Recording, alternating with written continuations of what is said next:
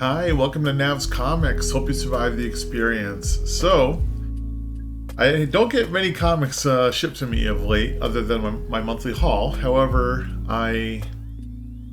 this is a two-piece. I stopped at a local comic shop, and I got a package from Shortboxed. It's not a purchase. It's actually a winning from their Discord server from a trivia contest. So, a little bit unpacking here. I believe it was about 5 comics. This was a question that actually I had to Google the answer for, which they're okay with. Oh, here we got a Shortbox sticker. Looks pretty nice. Yeah, probably not coming through. My lighting is horrible right now. It's like a light blue with the white wording. That is really nice. Yeah, they're saying this is about, I guess, $20. That's what the little package listing said there. All right, so we got, delivered in cardboard, which is good, taped up. No pull tabs, but that's all right. Okay, here we go. They're loose. And there's a piece of tape on one of these. Hoping, nope, not removed well, unfortunately. Yeah. So, what is this? The image. All right. So, first one is this. And there was tape on the back, unfortunately, and you can see that I couldn't lift it without it pulling some of that black off. This is called Rogue Sun, number 1. Yeah, so I'll be interested in reading that. And here we have Noctera, number 8.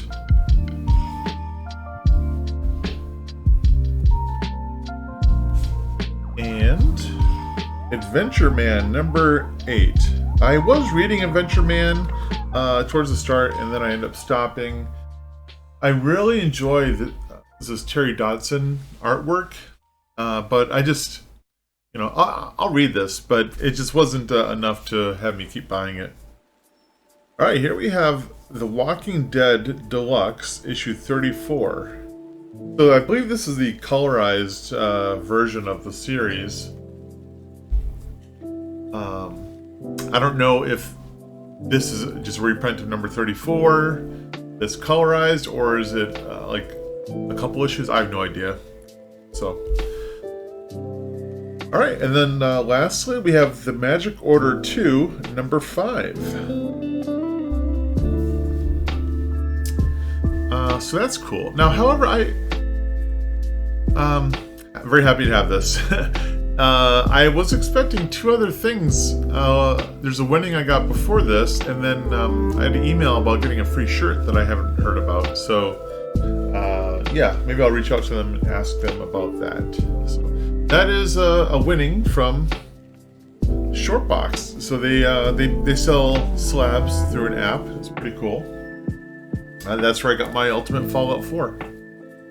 All right, so yesterday I went to my brother's family, sister-in-law, like whatever, for St. Paddy's Day celebration. That was pretty cool. Saw some family, and they have a comic shop in that town that's pretty decent. And I was still missing Inferno number 3. It was damaged, and it's gonna be replaced, but they might not get a copy. Like, it hasn't been filled yet, so there's a chance that they just credit me if they can't get it. So I thought, I'll stop in and see if they have Inferno 3. They didn't. So, but I saw a couple of things to pick up. So one thing I picked up, and I don't have it here because it was for my nieces, some Scoot comic. It was a number 1. It had a girl on the cover. I thought, you know what, like, Scoot's meant for kids, or I guess I should say young adult. Like, I don't know. I did ask the store owner if he thought it was appropriate for a 9-year-old. he paged through it. He thought so. I don't know. I'm not a parent, you know, and every parent sort of does things differently, right? So anyway, and I gave it to them, and I just kind of handed it off to them. I didn't make a big deal out of it. I just like, here's a comic book. Enjoy. You know, hopefully they read it, and hopefully they tell me. You know, I don't know. The best I can do is kind of leave it in their hands, especially when it's not a gift. You know, for an occasion. It's just sort of, oh, Uncle stopped by. Here's a comic. Anyway, I'm rambling. So, I bought 2 comics there. I wasn't looking to get either one, but I picked up this. So, Strange Academy number 17. This is the Carnage Forever variant by Peach Momoko. So, like, I thought it was. It turns out I'm actually a huge Peach fan. There are some of her covers that I guess I'm not that into, and that was my initial exposure to her. But overall, I just love her artwork, and I thought this was incredible. It goes back to her horror roots a bit. So yeah, and Strange Academy, I love that series. Probably one of the best Marvel series out. And then I bought this Conan #1 facsimile. Now never really been into facsimiles, but I have a friend of mine, old friend, way back, named Tim. He's always been a Conan fan, and then, you know, watching community videos like Gary B's huge Conan fan. I'm pretty sure there's some other fans of the whole Savage universe, or whatever you want to call it. So I thought, you know what? I never read Conan, to my knowledge, and so I picked this up to read it, and I just read it right before doing this video, and I read it. How do I word this? I gave it my all. Like, I have to admit, sometimes I read a comic, and if it's not moving fast enough, I just kind of go, or if the artwork isn't right, I just kind of, I don't know. But here I decided, you know what, I'm just gonna read this as if thinking imagine if I got this as a kid, kind of thing. Because I mean, in terms of writing, sometimes things get dated. I mean, it's I go back to Chris Claremont's X-Men. Sometimes it's kind of way too wordy and repetitive, but whatever. But as a whole, the story's good. Anyway, read this, and I thought it was pretty awesome. I really enjoyed it. I didn't honestly think that I would. You know, it's just the narration was really good.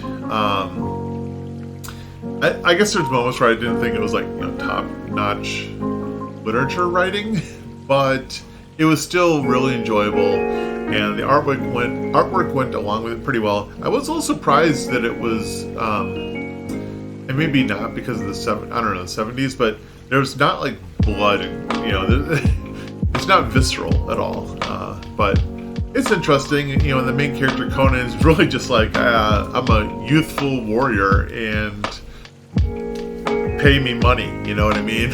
I'm working for you because you're paying me more than the other side, so, but he's pretty badass in it, and, he gets captured, and, there's some supernatural magic stuff going on, which I thought, I saw the Conan movie ages ago, and, even here he talks about how he doesn't like the supernatural stuff, and there's this shaman that's looking at the past as a vision of the past, but then it takes him to the future, and that was super cool. Issue 1, they're yeah, he's gonna be the king of Iberia or something, whatever, I forgot what the name is, but he's gonna be king, and then they get so far forward where there's a spaceship, holy, I don't know, I thought it was really cool. So I don't know what kind of review this is, I just give you my take. I did enjoy it quite a bit, so I can see where people really get into the Conan stuff. So. Alright, well,